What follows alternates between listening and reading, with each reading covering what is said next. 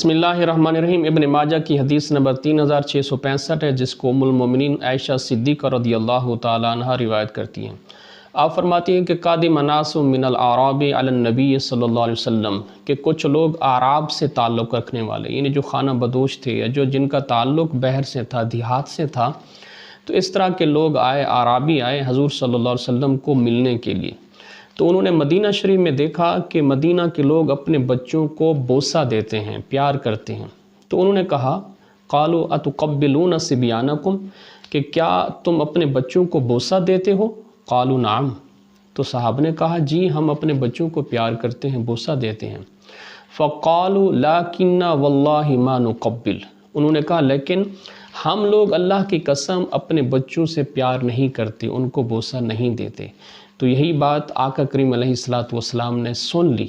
जब हुज़ूर सल्लल्लाहु अलैहि वसल्लम ने ये सुना तो आका अलैहिस्सलातु वस्सलाम ने फरमाया, व अमलिकु अन कान अल्लाहु क़द नज़अ मिनकुमुर रहमा।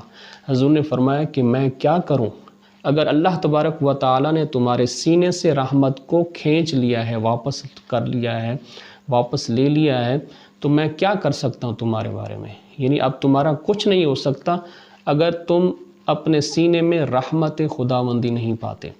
इस हदीस से मालूम हुआ कि अपने बच्चों के साथ मोहब्बत और उनके साथ प्यार का ताल्लुक़ होना चाहिए। ये भी हमारे मुआशरती मसाइल में से ये एक मसला है कि बाज़ औक़ात ख़ानदानी नाचाकी की वजह से, घरेलू मसाइल की वजह से हम क्या करते हैं, अपना गुस्सा अपने बच्चों के ऊपर उतारते हैं।